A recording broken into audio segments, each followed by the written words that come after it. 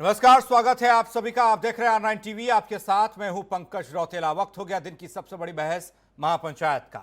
ये जानते हुए भी भारत में आस्था की जड़ें बहुत गहरी हैं, मजबूत हैं, फिर भी कुछ नेता धर्म को सियासत के आड़े ले आते हैं, अखाड़े में उतार ही जाते हैं। धर्म के मामले में कई बार अपना हाथ जला चुकी कांग्रेस पार्टी के नेता आए दिन किसी न किसी धार्मिक मुद्दे पर बयानबाजी कर देते हैं। इसी लिस्ट में अब एक नया नाम जुड़ा है, पूर्व सांसद और कांग्रेस के राष्ट्रीय प्रवक्ता उदित राज का। उदित राज ने कुंभ पर सवाल उठाए, वहीं मदरसों को लेकर भी एक सियासी महाभारत छिड़ी हुई है। यानी एक तरफ मदरसों पर महाभारत और इधर कुंभ पर कोहराम, दोनों ही मुद्दों में मसला सरकारी खर्चे का है। चर्चा आज इसी पर होगी। चर्चा को आगे बढ़ाएंगे R9 टीवी के editor in chief Amitabh Agnihotri ji. धन्यवाद। स्वागत सर आपका। एक मजबूत पैनल हमारे साथ जुड़ेगा, लेकिन उससे पहले आप खबर समझिए।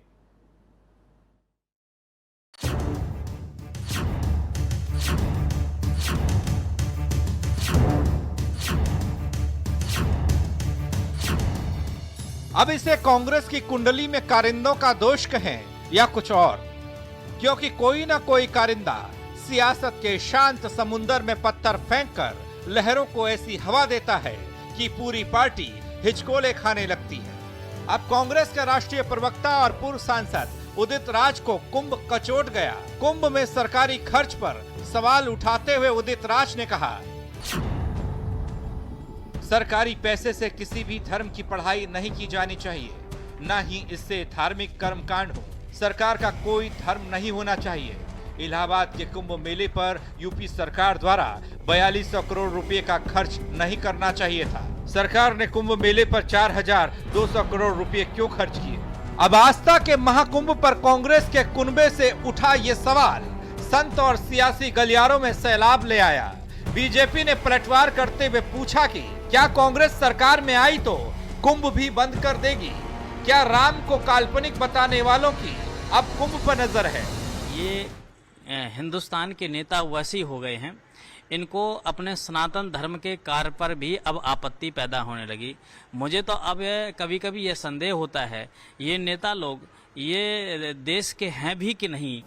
देखिए, पहली चीज तो कांग्रेस के राष्ट्रीय प्रवक्ता के इस बयान से कांग्रेस का चरित्र देश के सामने आ गया कि हिंदुस्तान की संस्कृति, जो हमारी सनातनी संस्कृति है, उसको मिटाने की एक साजिश जो इनके मन में थी, आज वो जबान पर आ गई। सरकारी खर्चे पर धार्मिक समारोह और धार्मिक संस्थानों को लेकर असम तक अखाड़ा सजा है।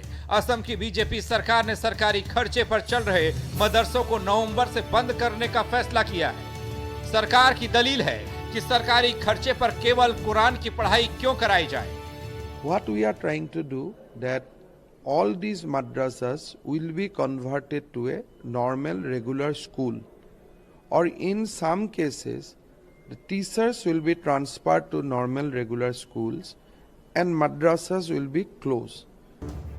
बहरहाल दिग्गी राजा, चिदम्बरम, शशि थरूर और मणिशंकर अय्यर के लिए धार्मिक विवाद वाले बयानों से कांग्रेस पार्टी उबर भी नहीं पा रही है कि 2022 के चुनाव से पहले उदित राज ने नए विवाद को हवा दी है। अब गुस्से में है संत और सियासत में है उबाल, और ऐसे में है एक सवाल कि क्या सरकारी खर्च पर ना हो धर्म का कोई काम? Bureau report, R9 TV, Uttar Pradesh, Uttarakhand. तो धर्म के, आस्था के ऊपर उठते सवालों के बीच और पढ़ाई और सरकारी खर्चे के बीच जो सवाल जन्म ले रहे हैं, उन पर आज चर्चा होने जा रही है। मेहमान हमारे साथ जुड़ चुके हैं, कुछ थोड़ी देर में जुड़ेंगे। बीजेपी से विजय खैरा हमारे साथ हैं, कांग्रेस से अरुण त्रिपाठी थोड़ी देर में जुड़ेंगे, समाजवादी पार्टी की तरफ से मेजर आशीष चतुर्वेदी थोड़ी देर में जुड़ेंगे, फजील अहमद मुस्लिम स्कॉलर हमारे साथ जुड़ चुके हैं, यतीमा चेतनानंद सरस्वती हिंदू धर्मगुरु हमारे साथ हैं, आचार्य वेदमूर्ति जी हिंदू धर्मगुरु हमारे साथ हैं, अमिताभ अग्निहोत्री जी। चर्चा की शुरुआत करेंगे। सर, इस पूरे घटनाक्रम को किस तरीके से देखें, आसाम से लेकर उदित राज के बयान को? देखिए, इसमें दो बातें बड़ी महत्वपूर्ण हैं, उनको एक साथ करके नहीं देखा जा सकता जी। ये भी एक बड़ा संकट हो जाएगा अगर इन दो घटनाओं को हमने एक तराजू पर रख के देखने की कोशिश की। पहले तो ये समझिए कि मसला सिर्फ कुंभ का ही नहीं है कि वो हिंदुओं का पर्व है इसलिए उस पर सरकार पैसा खर्च करती है। पूरे देश में कोई भी ऐसा धार्मिक समारोह मेरे शब्दों को ध्यान से सुन लीजिए, कोई भी ऐसा धार्मिक समारोह जिसमें हजारों लाखों करोड़ों लोग तो खैर और किसी समारोह में होते नहीं, केवल कुंभ है जिसमें होते, लाखों तक की संख्या जाती, उससे बाहर कहीं नहीं जाती, लाखों लोग शामिल होते हो, वहां शासन न खड़ा होता हो। यह शासन की ड्यूटी है, लॉ एंड ऑर्डर का मसला है, जनता की सुविधा का मसला है। पब्लिक टॉयलेट्स बनते हैं, रेलवे की फ्रीक्वेंसी बढ़ाई जाती है, रेलवे स्टेशंस की व्यवस्थाओं में तब्दीलियां होती हैं, बस स्टेशंस की व्यवस्थाओं में तब्दीलियां होती हैं, उसको देखते हुए तमाम फोर्स बढ़ाई जाती है। उस पर शासन का पैसा नहीं लगता क्या? लगता है ना। सुविधा केंद्र बनाए जाते हैं, केवल यहां के लिए नहीं। जब प्रकाश पर्व हुआ, सिख धर्म का भी 350 साल हुए, तो पूरे पंजाब में और देश के अलग अलग हिस्सों में भी, पटना साहिब में भी, और जहां जहां गुरु नानक देव जी महाराज गए थे उन सब स्थानों पर उत्सव हुए, और पंजाब तो पूरा उत्सवमय हो गया। विश्व भर से श्रद्धालु आए। क्या पंजाब की सरकार उसमें नहीं लगनी चाहिए थी? लाखों लोग आपके उसमें आ रहे हैं, मेजबान तो सरकार ही है ना। छोड़िए वो गोल्डन टेम्पल के लिए आ रहे हैं, ये किस लिए आ रहे हैं? आ रहे हैं तो उनकी सुविधा की जिम्मेदारी तो सरकार की होगी ना। वैसे कुंभ में होती है। ये नासमझ लोग यही नहीं जानते। 17 करोड़ लोग, कितने? 17 करोड़ लोग। उत्तर प्रदेश को छोड़ दीजिए तो हिंदुस्तान के किसी सूबे की आबादी इतनी नहीं, किसी सूबे की। और मेरे ख्याल से 2 सूबे मिला के भी शायद नहीं हो इतनी किसी की। 8 वाट के आसपास बिहार की है। गुजरात जोड़ दोगे तो 8 और 6 14, 17 तब भी नहीं होंगे। उतनी बड़ी आबादी वहां आई थी। शासन चुपचाप कंबल ओढ़ के सोता रहता तो केओस नहीं हो जाता। इसलिए यह व्यर्थ की बात। एक दूसरा, उदित राज जी शायद ये भूल गए, वैसे तो पढ़े लिखे आदमी है, पढ़ने लिखने वाले भी है, दोनों ही बातें हैं। खुद भी पढ़े लिखे, IRS में रहे थे और पढ़ते लिखते भी हैं। लेकिन शायद वो ये नहीं समझ पाए उदित राज कि कुंभ मालूम शुरू कब हुआ था। जब ना RSS थी, ना विश्व हिंदू परिषद थी, ना भाजपा था, ना बजरंग दल था, ना कांग्रेस थी, ना लोहियावादी थे, ना अम्बेडकरवादी थे, कुछ नहीं थे। और मदरसा भी नहीं था कोई। ये और सुन लीजिए तथ्य। जब भारत में कुंभ आरंभ हुआ था तो विश्व में कहीं मदरसा नहीं था। 6ठी शताब्दी में सम्राट हर्षवर्धन ने इसका शुभारंभ किया था। 6ठी शताब्दी में। यह आज का मामला है क्या? और नादान की दोस्ती जी का जंजाल, कांग्रेस के लिए वही मसल है। नादान की दोस्ती जी का जंजाल। अब ये कौन बताए कांग्रेस को कि भाई मेरे यहां बाबर से लेके और रंगीले शाह रंगीले तक, आखिरी मुगल बादशाह तक एक लंबी फेरिस्त रही मुगलों की हुकूमत की। कुंभ तब भी इसी ध्वज के साथ हुआ, इसी साज सज्जा के साथ हुआ। अंग्रेज आए, उनका कोई लेना देना नहीं था अंग्रेजों का, तब भी इसी जलवे के साथ कुंभ हुआ। यह भारतीय जनता पार्टी का मसला नहीं है कुंभ। भारत की सबसे पुरानी पार्टी की उम्र ही कितनी अभी? 125 साल, 130 साल कांग्रेस। कुंभ शुरू हुआ 6ठी शताब्दी से। ये नादान लोग हैं, ये वितृष्णा पैदा करते हैं, ये तनाव पैदा करने की कोशिश करते हैं समाज में। और दूसरी महत्वपूर्ण बात जिसको मैं आज इस विषय में रखूंगा इस मंच पर, मदरसा अलहदा चीज है। मदरसा एक संस्था है जो एक धर्म की शिक्षा देता है, ऐसा असम सरकार कहती है। हालांकि कुछ मुस्लिम संगठन कहते हैं केवल धर्म की शिक्षा नहीं देते, हम बाकी शिक्षा भी देते हैं। उसमें विवाद हो गई होगा। मदरसों में फिर कुछ लोग कहेंगे जी हम बाइबिल पढ़ाएंगे, इनका भी पैसा आप दो। कुछ कहेंगे जी हम गुरु ग्रंथ साहब पढ़ाएंगे, उनका भी पैसा दो। कुछ कहेंगे जी हम गीता भागवत पढ़ाएंगे, हैं। यतीमा कहेंगे हम गीता भागवत के स्कूल खोलेंगे, इसको भी लाओ ग्रांट। वो अंतहीन प्रक्रिया शुरू हो जाएगी। ये तो ठीक है, वो धार्मिक संस्थाएं उस भार को वहन करें, लेकिन कुंभ के बारे में टिप्पणी करने से पहले लोगों को पढ़ना चाहिए था, भारत के इतिहास को समझना चाहिए था। ये 6ठी शताब्दी से आरंभ हुआ भारत की आत्मा का उत्सव है, भारत की आत्मा का उत्सव। ये ना पार्टी का उत्सव है, ना पॉलिटिक्स का उत्सव है। ये भारत के मूल उत्स का उत्सव है, आत्मचेतना का उत्सव है। मुगलों ने इसके आगे सिर झुकाया, अंग्रेजों ने इसके आगे सिर झुकाया। अब तो हम आजाद मुल्क में हैं। हिंदुस्तान की 15, 17, 20 करोड़ आबादी जहां जाए वहां शासन को खड़ा ही होना चाहिए और साष्टांग खड़ा होना चाहिए। शासन है किसके लिए? इतनी बड़ी आबादी जाए और शासन चुपचाप सोता रहे अलग नहीं। मैं आज वो विवाद नहीं खड़ा करना चाहता कि कुछ धार्मिक यात्राओं के लिए भी सरकारी पैसा जाता था,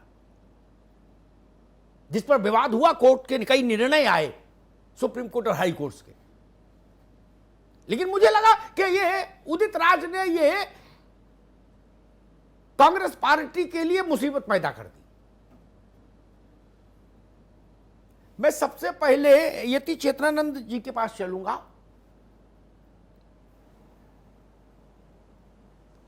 हमने ये समझाने की कोशिश की कि कुंभ का मसला हिंदुस्तान के ज्ञात इतिहास के सर्वाधिक पुराने उत्सवों में से एक है, जिसका ज्ञात इतिहास है। 6ठी शताब्दी में हर्षवर्धन थे सम्राट कन्नौज के, जब कुंभ शुरू किया था, तब से अक्षुण्य रूप से अनंत काल से वो प्रक्रिया चली आ रही है। अनवरत राजा बदले, रजवाड़े बदले, शासन बदले। कभी हिंदू शासक हुए, कभी मुसलमान शासक हुए, कभी गोरे शासक हुए, लेकिन कुंभ कभी रुका नहीं, थमा नहीं। जी जी बिल्कुल अमिताभ जी, देखिए दो आपने बहुत स्पष्ट कर दिया कि दो अलग अलग बातें हैं। एक है एक ऐसा उत्सव जो भारत की आत्मा है, भारत के प्राण है, और जहां संत समाज एक संदेश देता है, और ये सिर्फ भारत की सीमाओं तक ही उसी भारत के दायरे में ही नहीं है। विदेशी सैलानी इस उत्सव को देखने आते हैं और बहुत बड़ा राजस्व इकट्ठा होता है। तो ये दोनों तरफ से है, एक बड़ा राजस्व भी प्राप्त करती है सरकार, और दूसरी तरफ ऐसे केंद्र हैं जहां धर्म की शिक्षा दी जाती है। कोई भी व्यक्ति, अगर मैं अपने अनुयायियों को गीता पढ़ाना चाहती हूं तो ये मेरा दायित्व है कि मैं सरकार पर किसी वजन को ना डालते हुए मैं अपने गुरुकुल स्थापित करूं और उस शिक्षा को दूं, क्योंकि सरकार की एक सीमा है। सरकार को बहुत व्यापक स्तर पे व्यवस्थाएं करनी है, और हम विकासशील देश हैं, हम विकसित हो रहे हैं, अभी विकास के मार्ग पर अग्रसर हो रहे हैं। ऐसी परिस्थिति में सरकार अगर कुछ निर्णय लेती है तो हमें उन निर्णयों का समर्थन करना चाहिए, और कम से कम ऐसे विवादित बयान नहीं देने चाहिए जो लगातार विभाजनकारी हों, लगातार षड्यंत्र की बू जिनसे आती हो, लगातार समन्वय में विघटन की भावना उत्पन्न होती हो। मुझे लगता है कि ऐसे बयानों से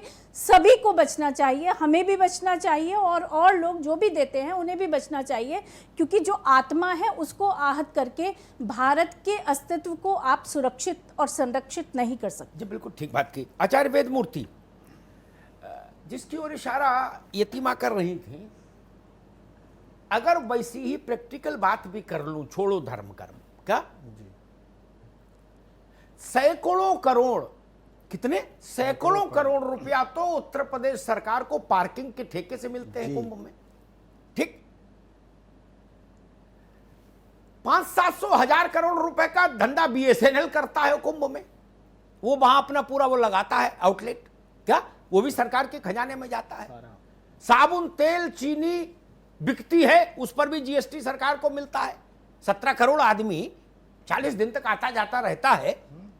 और कुंभ में आपको तो गए होंगे, बाकी लोगों की जानकारी के लिए बता दूं, जो राजनीतिक मित्र हैं या हमारे दोस्त हैं, फजील अहमद साहब, कुंभ में कोई चीज मुफ्त नहीं है। क्या मुफ्त गंगा जल भी नहीं है, अपने आप भर लो तो मिल जाए मुफ्त, अदरवाइज तो वो बोतल मिलती 5 रुपये 20 रुपए की 25 रुपए की, वो 5 लीटर वाली, ठीक ना। सरकार वहां किसी को समोसा जलेबी नहीं देती मुफ्त, न सरकार ने ऐसी कोई ट्रेन आज तक चलाई कि कुंभ जाने वाले फ्री में बैठ जाए अपनी और मुझसे एक बार नीतीश जी ने कहा था कि कुंभ में रेल की आर्थिक हालत सुधर जाती है। क्या कुंभ में भारत की रेल जो घाटे में चलती है लड़खड़ाते हुए, उसकी तबीयत सुधर जाती है। वेदमूर्ति जी, फिर भी हंगामा। देखिए अमिताभ जी, जो उदित राज जी ने इस विषय को उठाया है वो मदरसे और कुंभ को जोड़ा है, जो कहीं दूर दूर तक कोई लेना देना है ही नहीं किसी में। आप देखिए, क्या मदरसे में जब डोनेशन देती है सरकार तो उसके बदले में सरकार को बेनिफिट मिलता है? नहीं मिलता है। लेकिन अगर 10 करोड़ रुपया अगर वो कुंभ में खर्चा करती है तो उसके बदले में स्टेट गवर्नमेंट को भी लाभ मिलता है और सेंट्रल गवर्नमेंट को भी लाभ मिलता है, इन प्रकार मिलता है। ठीक है। और यह जो हमारा कुंभ का महापर्व है वो पूरे विश्व का सबसे बड़ा आस्था का महापर्व है। इसमें हिंदू भी जाते हैं, मुसलमान भी जाते हैं, सिख भी जाते हैं, ईसाई भी जाते हैं, सब लोग जाकर के वहां एक बार दर्शन करते हैं, तभी जाकर के इतना विशाल जनसमूह होता है।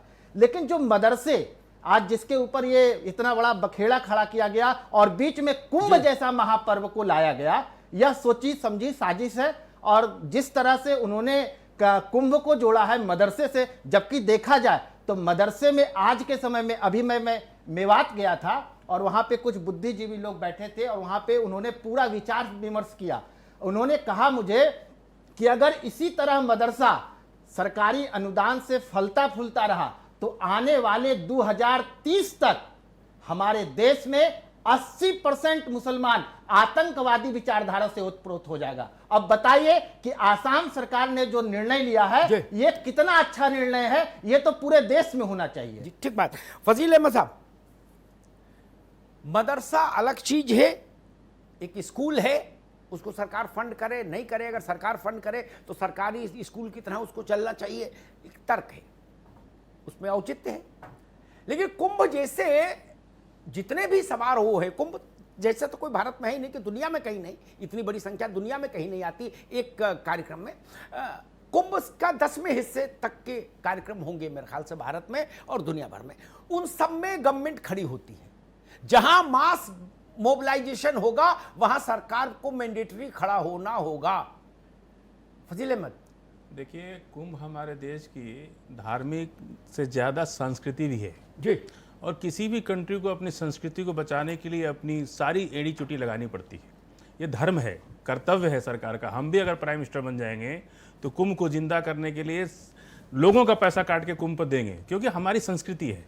हम संस्कृति को विनष्ट नहीं हो सकते, चाहे वो संस्कृति हिंदू करे, मुसलमान करे, सिख करे, ईसाई करे, ये सब हमारे शरीर के अंग हैं। हम संस्कृति को कभी ख़त्म नहीं कर सकते। समाजवादी पार्टी की सरकार उत्तर प्रदेश में सफाई महोत्सव ही पूरी सरकारी पैसे से होता है, कितना करोड़ खर्च, वहाँ से कुछ आमदनी भी नहीं होती। तो ये सफाई महोत्सव को भी उन लोगों ने सरकारी जैसे एक संस्कृति के रूप में प्रस्तुत किया। तो संस्कृतियों को बचाने के लिए, संस्कृतियों को जिंदा रखने के लिए, जैसे शेर खत्म हो रहा है तो शेर को जिंदा करने के लिए हमें बहुत करोड़ों खर्च करना पड़ता है। शेर से मिलता क्या है? कुछ नहीं मिलता है। लेकिन एक प्राणी है हमारे देश का, कबूतर खत्म हो गया, गिद्ध खत्म हो गया, भैंस खत्म हो जाए, गाय खत्म हो जाए, इंसान खत्म हो जाए, तो फिर बचेगा क्या? संस्कृति हमारे विचार को जिंदा करती है, संस्कृति हमारे संस्कार को जिंदा करती है। आज यही संस्कृति जब हम कुंभ घूमने जाते हैं, इस बार भी गए थे हम, तो इलाहाबाद के ही है, कुंभ से मेरा बचपन से जाते हैं और हर बार जाते हैं।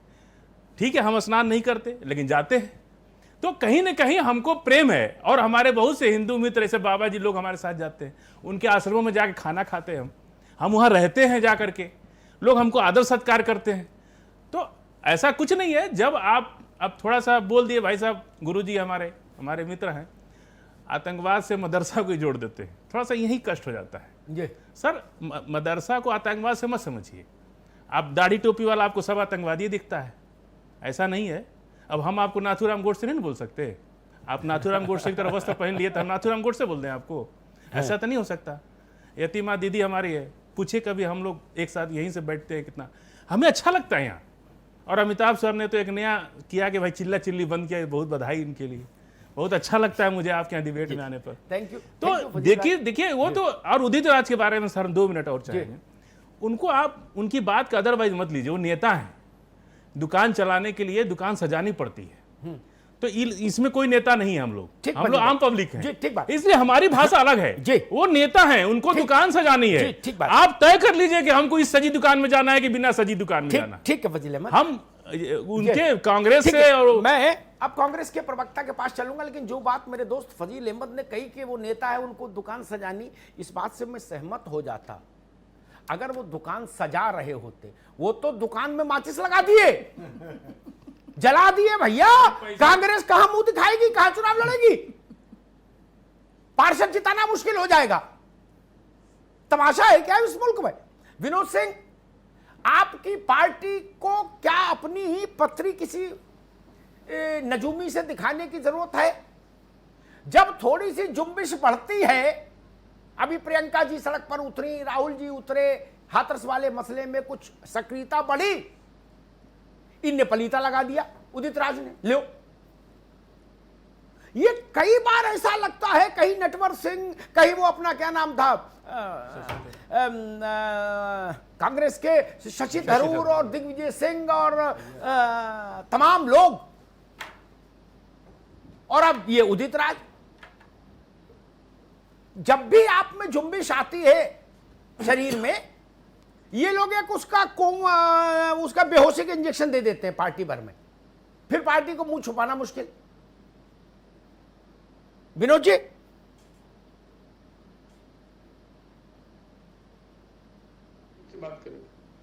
जी अमिताभ जी, सर्वप्रथम आपको बहुत प्रासंगिक, महत्वपूर्ण और गंभीर विषयों पर सार्थक चर्चा कराने के लिए और मुझे आज आपने बुलाया, इसके लिए मैं आपको धन्यवाद कहता हूं। धन्यवाद जी। देखिए, कांग्रेस पार्टी, मेरा सिद्धांत, जमील जी का सिद्धांत या भारत का भाव, भारत का सिद्धांत, भारत का व्यवहार क्या है, मैं ऋग्वेद के सूत्र वाक्य पर, जिसको मैं और समस्त कांग्रेस पार्टी विश्वास करती है, भद्रम इच्छन्ति ऋषिया, जिसमें ऋषि लोक कल्याण की कामना से ही जीवन जीता है।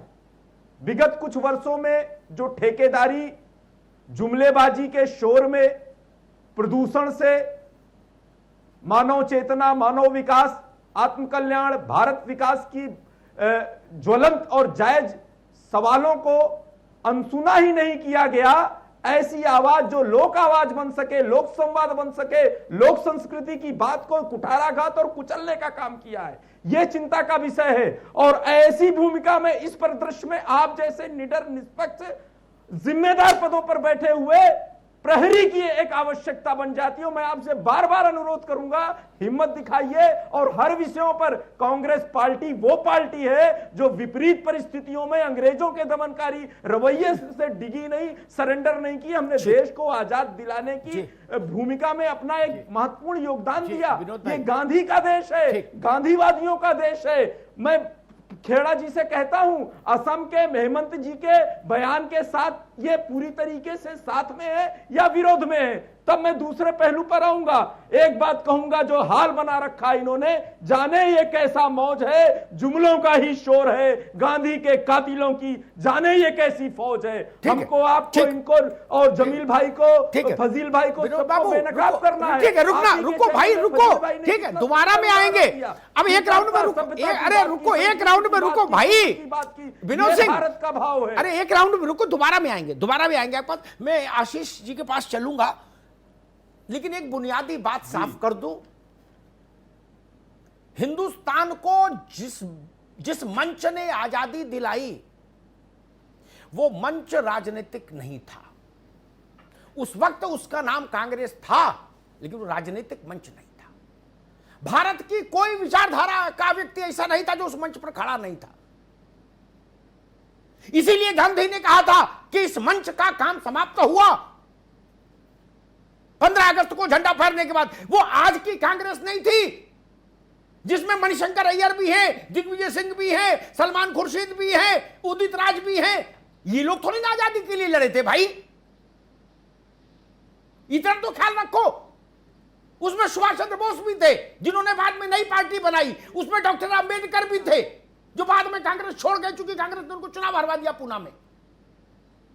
अकेले सारी मलाई नहीं खाओ, उसमें तो सब थे, हिंदू, मुसलमान, सिख, ईसाई। कौन अलग खड़ा था? वो भारत का मंच था, राजनीतिक पार्टी के रूप में मान्यता प्राप्त दल नहीं था। आशीष जी, मेरा मसला बड़ा सीधा सवाल, शोभा यात्रा भी निकलती है, शबे बारात का कोई कार्यक्रम होता है, मुहर्रम होता है, ठीक ना?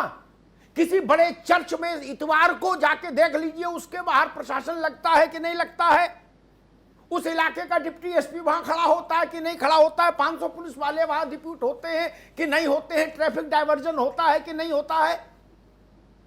क्या वो शासन के खाते में मान लिया जाएगा कि शासन धार्मिक कार्य करा रहा है? आशीष जी, कैसी सोच हो गई भाई उदित राज की और कांग्रेस की?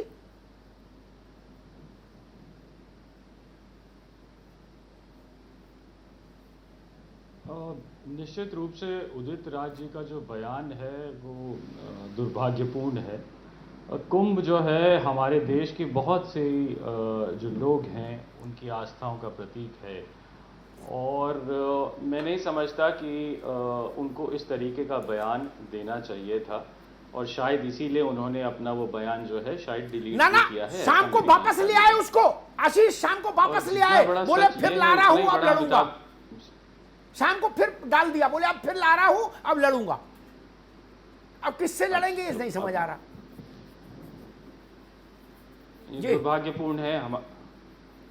हाँ, वो मेरे ख्याल से पता नहीं क्या वो, हाँ ये तो वही बता पाएंगे कि वो किससे लड़ना चाह रहे हैं, कांग्रेस के अंदर लड़ना चाह रहे हैं या कांग्रेस के बाहर लड़ना चाह रहे हैं।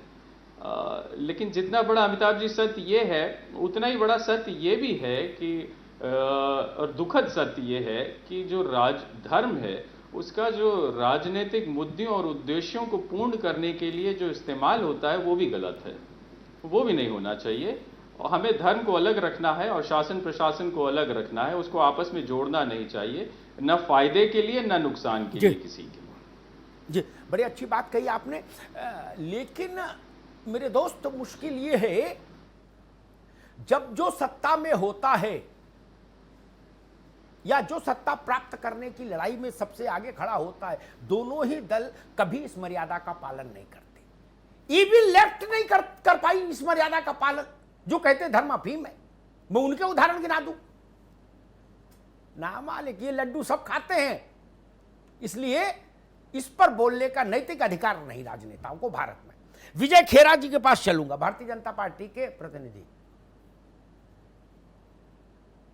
विजय खेरा, आप कुंभ पर तो आप बोलेंगे ही, ठीक है, लेकिन मेरा प्रश्न ये कि जो बात असम के सरकार ने कही है, क्या वह चिंतन उत्तर प्रदेश की सरकार भी कर रही है? रूलिंग पार्टी के प्रतिनिधि से मेरा सवाल यह है कि मदरसों को सरकारी फंडिंग ना हो, जैसा निर्णय असम ने किया, क्या वैसा ही निर्णय उत्तर प्रदेश की सरकार भी करेगी?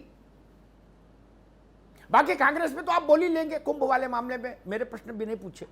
ऐसा कुंभ के ऊपर तो काफी चर्चा हो ही चुकी है, आप ठीक कह रहे हैं, लेकिन अब इस समय जो प्रश्न उठता है कि आसाम सरकार ने इसलिए मदरसे बंद करना चाहे या उनको रेगुलर स्कूल में चलाना चाहते हैं क्योंकि जनता के पैसे से धार्मिक शिक्षा नहीं दी जा सकती है, दी जानी नहीं चाहिए, ये उनका कहना है। 1947 के बाद जब से आजादी मिली है, ये शुद्ध रूप से राजनीतिक कारण रहे इनको चलाए जाने का, इनको इमदाद दिए जाने का। अगर आप देखेंगे तो कांग्रेस ने आजादी के बाद बराबर तुष्टीकरण करने का प्रयास किया है ताकि उनको एक धर्म के वोट बराबर मिलते रहें।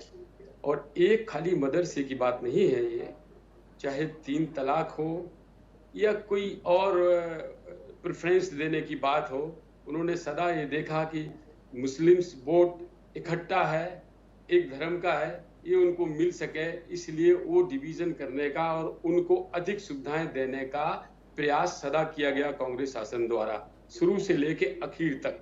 ये कभी नहीं हुआ कि किसी मुद्दे पर हिंदू और मुसलमानों को बराबर समझाओ कांग्रेस पार्टी ने आजादी के बाद।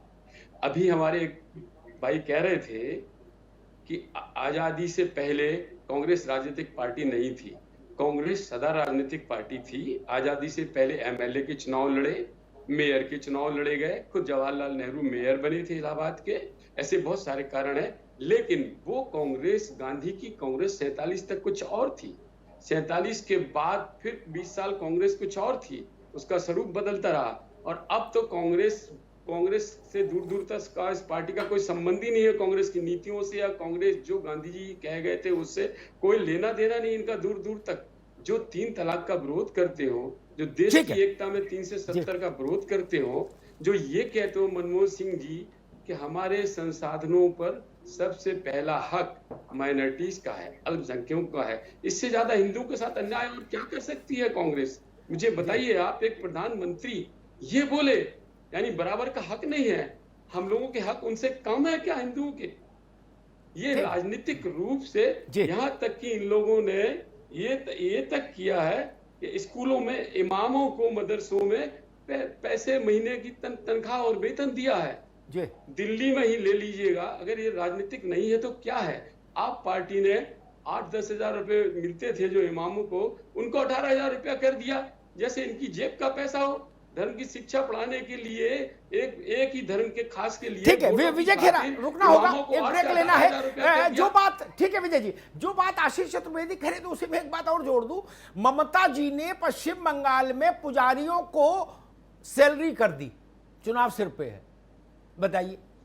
तो इमाम को पैसा मिल रहा है वो भी गलत, पंडित को पैसा मिल रहा है वो भी गलत। इसलिए ये सियासत है भैया, हमने इसको बहुत नजदीक से देखा। विजय खेरा रुकिए, आगे आपकी बात। एक बात मैं विजय खेरा जी से कहूंगा, मैंने जब ये कहा कि आजादी से पहले की कांग्रेस एक पार्टी कम, एक मंच ज्यादा था, उस मंच पर वो लोग भी खड़े थे जो राजनीतिक नहीं थे, जिन्होंने बाद में राजनीति से संन्यास ले लिया, वो लोग भी तब उस मंच पर थे। चूंकि वो गांधी जैसे एक ऋषि के सानिध्य में चलने वाला एक संगठन था, आज जैसा नहीं था, यह अंतर समझना होगा। इसलिए आजादी का पूरा श्रेय कांग्रेस को नहीं मिल सकता।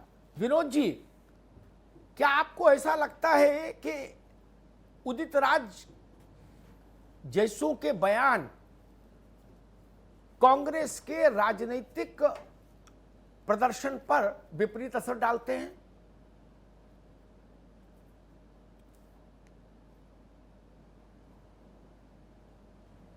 अमिताभ जी, भारत की जनता बहुत ही विवेकशील है और उदित राज जी के खंडन के बाद व्यक्तिगत मत उनका था, सार्वजनिक इसमें पार्टी का कोई आधिकारिक बयान नहीं था, ना पार्टी की कैपेसिटी में उन्होंने ऐसा बयान दिया। वो बार बार आज दिन भर से कह रहे हैं। तो भारत की जनता, आपके दर्शक बड़े शुद्धि और गुणी हैं, वो समझते, उन्होंने दलित चिंतक के कैपेसिटी में अब देखो ये और तो बड़ा मुश्किल है, कौन सी कैपेसिटी में सरकार की बात का समर्थन देते हुए उन्होंने कहा। देखो भैया विनोद जी, प्रैक्टिकल बात करो, है ना, ये दार्शनिक वाली बात। उन्होंने उन्हीं की बात को आगे बढ़ाते हुए कहा है। चलिए, तो हाथ कंगन को आरसी क्या, पढ़े लिखे को फारसी क्या? चुनाव आ रहा है, बाई इलेक्शन उत्तर प्रदेश में छोटा सा, नहीं बाई बिहार छोड़ो, उत्तर प्रदेश की बात कर लो, वही की बात कर लें। आज 7-8 जगह चुनाव है, देखिए वहां ये दोहरा देना जरा मंच पर, उसके बाद हम पूछ लेंगे किस कैपेसिटी में बयान आया था, पता लग जाएगा जनता कितनी सुधी है। कुछ लोग तो कुल्हाड़ी पर पांव मारते हैं, आप तो पांव दे मारते हैं कुल्हाड़ी पर, ले जा कुल्हाड़ी लाके अपने पांव दे मारते हैं। कांग्रेस के साथ दुर्भाग्य है ये। राहुल जी 2-4 मंदिर जाके कुछ माहौल बनाते हैं, तब तक ऐसा ही बयान दिलवा देते हो आप लोग। नहीं, वो बाबा विश्वनाथ गए, बांके बिहारी गए, सोमनाथ गए, कहां गए? चिंतक को अपनी बात, अपना भाव, अरे वो कोई चिंतक हो, आपका तो नुकसान कर जाते हैं भैया। ठीक है, कोई चिंतक हो आपके लिए तो मुसीबत खड़ी कर जाते हैं, इसीलिए कहते हैं ज्यादा बड़े चिंतक भी नुकसान दे जाते हैं। मणिशंकर अय्यर भी बड़े चिंतक हैं, है ना? वो कितना नुकसान किए बताने की जरूरत नहीं ना, उनसे बड़ा चिंतक कौन है? वो तो लंदन में पढ़े हैं। उन्होंने उदित राज जी फोन पर हैं। उदित राज जी, जी बोलिए। जी बहुत स्वागत। आपके बयान पर एक भारी विवाद पैदा हुआ कुंभ वाले मसले पर। हाँ, आगे पूछिए। जी, साधु संतों ने उसके खिलाफ एक अपना स्वर सार्वजनिक किया, राजनीतिक दलों ने अपने अपने ढंग से उसकी व्याख्या की। आप उस बयान की व्याख्या कैसे करते हैं? देखिए, ऐसा है कि मैं कांग्रेस के प्रवक्ता की हैसियत से नहीं बोला हूँ, वरना हर अपने ट्वीट को जो पॉलिटिकल होता है उसमें कांग्रेस को टैग करता हूँ। मैं इस देश का पेंशन जो है सबसे बड़ा संगठन है, बड़ों संगठनों में एक है, उसका राष्ट्रीय अध्यक्ष और दलितों और पिछड़ों महिलाओं का प्रतिनिधित्व करता हूँ। और संविधान हमें आजादी देता है कि मैं अपना धार्मिक, सामाजिक और आर्थिक व्यूज अलग रख सकता हूँ, उसको मैंने रखा। कांग्रेस के तरफ से इसमें कुछ नहीं है, न कुंभ मेला के खिलाफ मैंने बोला। हेमंत बिस्वा शर्मा ने कहा कि सरकार के पैसे पर कोई रिलीजियस टीचिंग अर्थात धार्मिकता को प्रमोट नहीं किया जाना चाहिए। मैंने उसी को इंडोर्स किया। मैं उदाहरण दे सकता था, कुंभ के अलावा कोई और उदाहरण दे सकता था। मेरा कुंभ के खिलाफ कुछ भी नहीं बोलना है। और दूसरी बात है कि जो लोग कह रहे हैं कि अभी आप कह रहे हो घाटा होगा, कांग्रेस को फायदा होगा। 85% 40% जनता कहाँ है? ये जो बोलते हैं और जो मीडिया में आते हैं, ये जनता का प्रतिनिधित्व तो नहीं है। जब पिछड़े दलित नेताओं का कभी भी होता है, असेसमेंट होता है तो नीचे होते हैं, जब वोट होता है तो सबसे आगे आ जाते हैं। तो जरूरी नहीं कि हमारा समाज इनके जेब में है। तो मैंने ना कोई कुंभ मेला के खिलाफ बोल रहा हूँ, एक उदाहरण दिया हूँ। और संविधान में यह बात स्पष्ट है कि राजनीति और धर्म का कोई संबंध नहीं, विच्छेद है। ठीक है। और सरकार को किसी एक धर्म को न प्रोत्साहित करना चाहिए, न भेदभाव करना चाहिए। भेदभाव भी नहीं करना। जी ठीक है उदित जी, उसी संदर्भ में इसको बोला हूँ बस। और मेरा कोई किसी के धर्म के खिलाफ बोलने का। Thank you very much Udit ji. Udit Raj ji ने कांग्रेस को एक बड़ी राहत दी कि भैया चलो अब जो होगा तो हम कर लेंगे, अब आप तो अलग हो जाओ, आपको नुकसान ना हो। लेकिन ना उदाहरण मेरे दिमाग में कौंध रहा है। पंजाब में प्रकाश पर्व, गुरु पूर्णिमा, अजमेर में ख्वाजा की दरगाह पर उर्स, ठीक, केरल में चर्च में कार्यक्रम, ईसा मसीह का अवतरण। क्या इन कार्यक्रमों में सरकारें नहीं लगती हैं? लगना भी चाहिए, लगती है और लगना भी चाहिए। नहीं लगे तो अमिताभ अग्निहोत्री सवाल उठाएगा कि आप क्यों नहीं लग रहे? अरे इस मुल्क के लोग हैं भाई, उनके खाने पीने रहने की व्यवस्था देखोगे कि नहीं देखोगे? कोई भेड़ बकरी है क्या? आशीष चतुर्वेदी, दुरुस्त बात है ना? जहां भी जनता बड़ी मात्रा में जा रही, वहां व्यवस्थाओं के लिए शासन क्यों नहीं रहे? मुझे देना था, आप जिससे मर्जी ले लीजिएगा, पर यह जवाब तो मुझे देना था ना। ठीक है आशीष चतुर्वेदी, कि जब कोई भी बड़ा आयोजन होगा तो पुलिस को, प्रशासन को उसमें आना ही पड़ेगा और आना भी चाहिए। वहां तक वो बात सही है, परंतु उसका राजनीतिक लाभ लेने का प्रयास नहीं किया जाना चाहिए। हमारा सिर्फ इतना कहना है। सरकार खड़ी हो लेकिन एक राजनीतिक दल ना खड़ा हो, उसमें फर्क है दोनों में। सरकार खड़ी हो, राजनीतिक दल ना खड़ा हो। उन्होंने सवाल दल पे नहीं उठाया, उन्होंने तो कहा कि सरकार खर्च क्यों कर रही है, मुसीबत तो यही है। विजय खेरा जी, कोई ऐसा धार्मिक कार्यक्रम भारत में नहीं, किसी भी धर्म का हो, जिसमें भीड़ 1000, 2000, 5000 आदमी से ज्यादा जुटता हो, वहां शासन नहीं खड़ा होता हो। फिर आपत्ति क्यों? कुंभ में तो 20 करोड़ आदमी आता है, तो खड़ा ही होना चाहिए शासन को। इसमें तो इससे आगे भी कह रहा हूं जी कि इतने वर्षों से हज हो रहा है, सरकार खर्च उठाती है, हज हाउसेस बनाए गए हैं, गाजियाबाद में आके सारी सुविधाएं दी जाती हैं, वो वहाँ ठहरते हैं, उन्हें बैठने के लिए भेजा जाता है, मतलब यहाँ तक चला गया। इसके बावजूद कभी भी इस सरकार ने ये नहीं सोचा कि अमरनाथ यात्रा भी है, बद्रीनाथ यात्रा भी है, बुद्धों के लोग, ये भी लोग गया वहाँ जाते हैं, सारनाथ, कभी नहीं सोचा ये। पावागिरी जाते हैं जैन लोग, कभी नहीं सोचा ये लोग। ये दिमाग क्यों रखा, ये भेदभाव क्यों रखा कि सारी सुविधाएं एक ही धर्म की क्यों थी कांग्रेस ने इतने वर्षों में?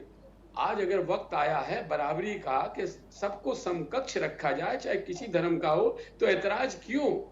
उदित राज जी ने तो बात ही बिल्कुल गलत उठाई है, जिसका कोई सिर पैर ही नहीं है। और कांग्रेस का हर प्रवक्ता ये बातें उल्टी पुल्टी करता है और उसके बाद कह देता है ये उनका कांग्रेस का ये व्यू नहीं है, उनका स्वयं का है। बाद में जब डांट पड़ती है, दिग्विजय सिंह जी ने यही कहा, मणिशंकर ने यही कहा, एक कहते हैं राम सेतु नहीं है। ठीक है विजय खैरा जी, डेविड देते हैं ठीक है, सुप्रीम कोर्ट में समय भगवान राम का मैं विनोद सिंह के पास चलूंगा। विनोद जी, उदित राज जी ने आपको राहत तो दे दी, लेकिन राजनीति इतनी निष्ठुर चीज है, इसमें जुबान से बात निकली, नुकसान जितना होना वो हो जाता, बाद में लाख सफाई देते घूमो। इस बात को मानते हैं? गुजरात चुनाव में नटवर सिंह ने भी, अरे वो मणिशंकर अय्यर ने भी सफाई दी थी बाद में, लेकिन कांग्रेस हार गई तो हार ही गई। विनोद जी,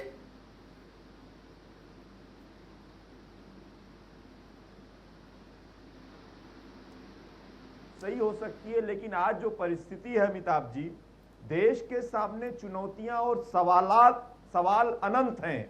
नहीं, अनंत पर आज नहीं चर्चा करेंगे विनोद भाई। मेरी एक शैली है, एक दिन में एक विषय, ना एक दिन में एक विषय, मेरे बहस की यही शैली है, यही मर्यादा, एक दिन में एक विषय, हर दिन हर विषय नहीं, एक दिन में एक विषय। आज विषय ये है, इसी पर बात रखें हम लोग। जी मैं समझता हूं उदित राज जी ने स्पष्ट तौर से आपके चैनल पर ही जो अपनी बात कही है, तो अब कोई संशय की स्थिति बचती नहीं है। जी ठीक बात है। चलिए, कांग्रेस के लिए एक बड़ी राहत की बात है कि भारतीय जनता पार्टी एक एजेंडा के तहत, प्रोपेगेंडा के तहत उसका राजनीतिक लाभ लेने का प्रयास कर रही है, लेकिन ये पूरी तरीके से विफल होगी, क्योंकि इन्होंने जन आकांक्षाओं पर खरे नहीं उतरे। ठीक है विनोद जी, ठीक है। अब समय कम है, आपने अच्छे से अपनी बात रख दी। आचार्य वेदमूर्ति, उदित राज जी ने अभी हमारे ही मंच पर कहा कि वैसे हम लोग दलित, पिछड़े और महिलाएं कमजोर हों, पीछे रहते हों, लेकिन जब चुनाव आता है तो हम सबसे आगे खड़े होते हैं। उदित राज जी को मैं बताऊं, वही प्रश्न भी है। आप लोग साधु संतों कुंभ में ज्यादा समय देते हो, हम लोग तो एक पत्रकार के नाते आते जाते हैं, बस उतना ही देखते हैं। कुंभ में जो सर्वाधिक भागीदारी होती है तीर्थ यात्रियों की, उसमें दलित और पिछड़े ही होते हैं और महिलाएं होती हैं। क्या जी, ये परम सत्य है, क्योंकि जो कुंभ है वो पूरे विश्व को शांति का संदेश देती है। वयम राष्ट्रे जागृतम पुरोहितम आनो भद्रा कृतवो जंतु विश्वतो दब्धासो मृत्योर मां अमृतम गमया। मृत्यु से अमृत की ओर, अमृत पान होता है वहां। अमृत का जब वह कुंभ कोई साधारण चीज तो है नहीं। आज जो उदित राज जी ने अभी जो सफाई दिया, उससे तो साधु संत संतुष्ट नहीं है, क्योंकि साधु संतों में इस बात को लेकर बहुत बड़ा आक्रोश है, जो उन्होंने कुंभ जैसे महापर्व को मदरसे से जोड़ दिया। मैं आदरणीय उदित राज जी से कहना चाहता हूं कि शीघ्रातिशीघ्र जो हमारे देश के सनातन धर्मावलंबी है, जिसकी आस्था के ऊपर आपने कुंभ रूपी जो महाआस्था है, उसके ऊपर जो आपने कुठाराघात किया है, मदरसा का नाम देकर के और चीजों का नाम देकर के, तत्काल सनातन धर्मावलंबियों से माफी मांगे, नहीं तो देश का साधु संत समाज आपको आने वाला कुंभ में आपको घुसने नहीं देंगे। ठीक बात। यतिमा चित्रानंद जी, देखिए जो बात वेद मूर्ति जी कह रहे हैं, आप भी वही कहना चाह रहे हैं क्या? देखिए, मैं एक बात कहना चाहती हूँ उदित राज जी से, बल्कि मैं पूरी कांग्रेस पार्टी से एक बात कहना चाहती हूँ। विनोद जी भी यहाँ बैठे हुए हैं। आप लोग राम के अस्तित्व पर जब प्रश्न चिन्ह लगाते हैं उस समय आपकी मंशा साफ हो जाती है, लेकिन आप लोगों ने पिछले 6 वर्षों में जो परिणाम भुगता है उसकी तरफ आपकी दृष्टि नहीं है।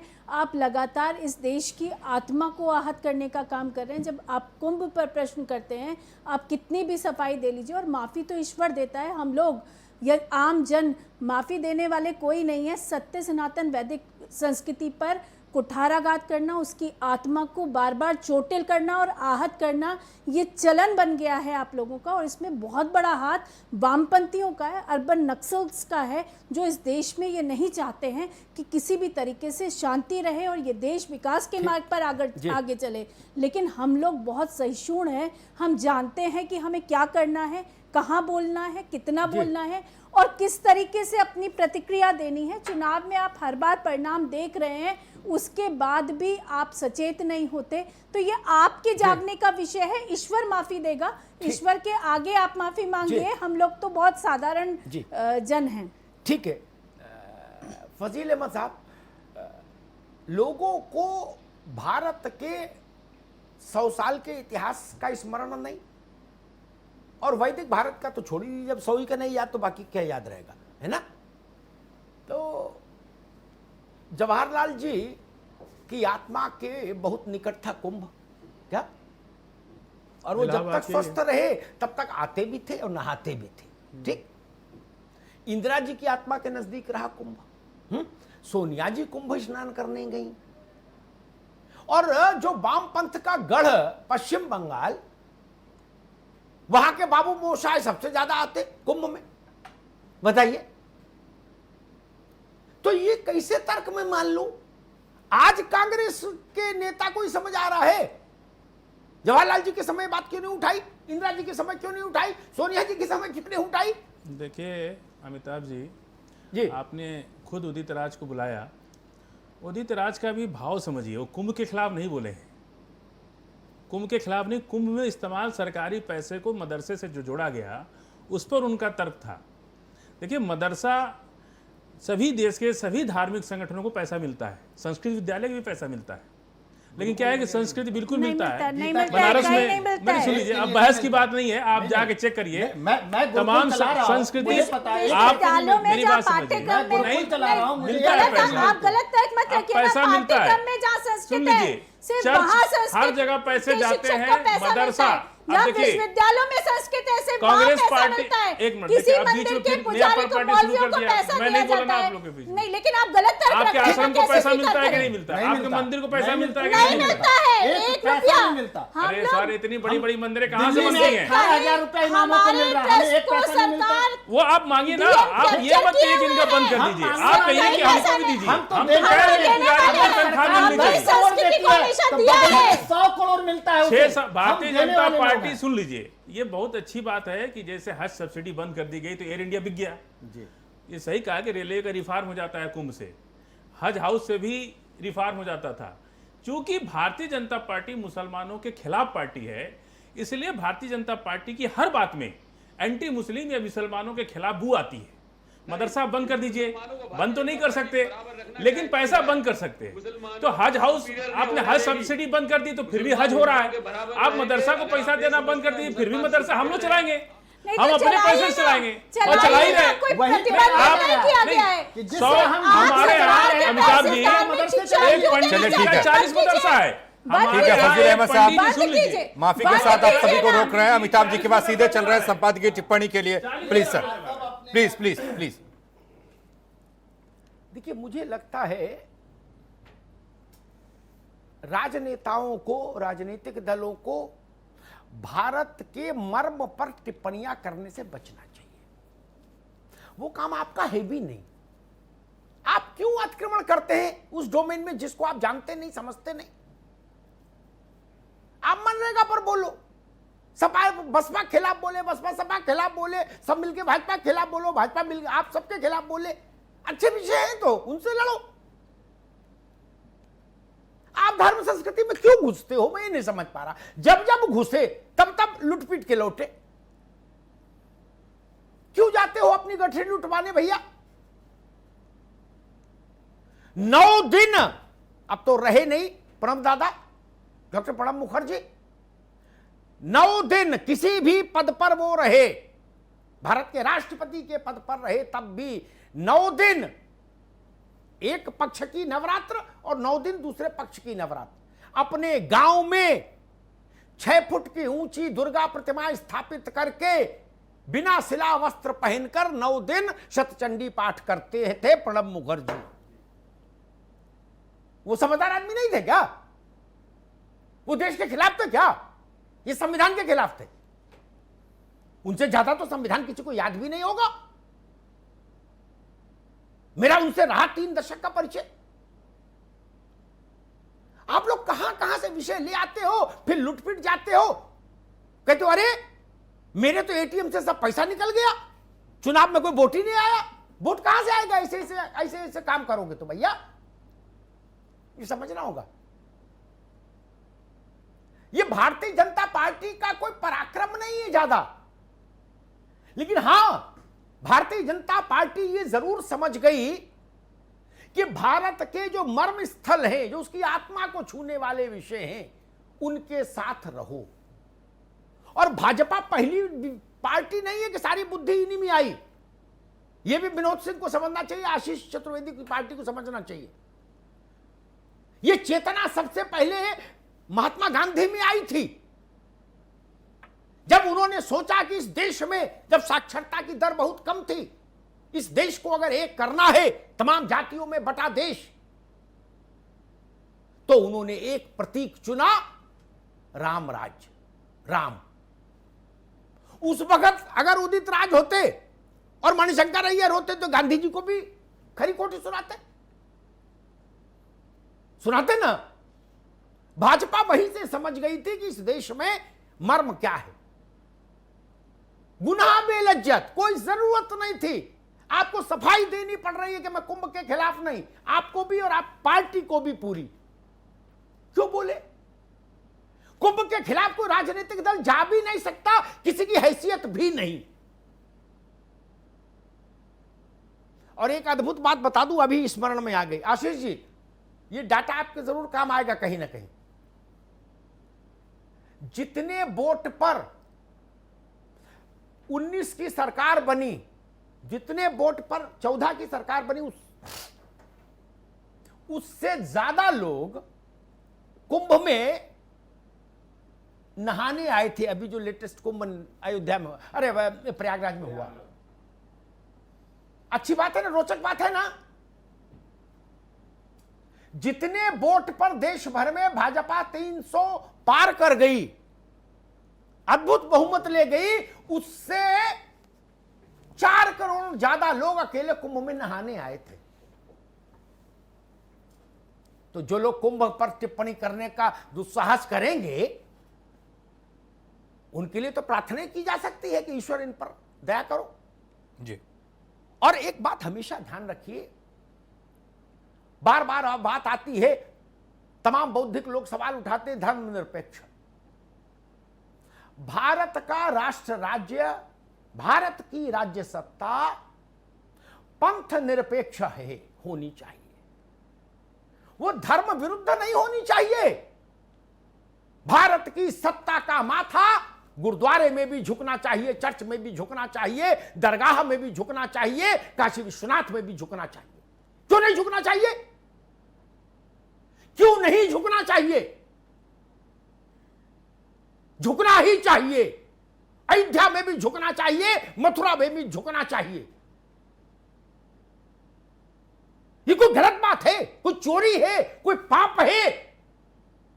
कोई नेता चला जाए तो दूसरी पार्टी के लोग कहते हैं देखो भैया क्या बुराई है, क्यों नहीं जाएंगे?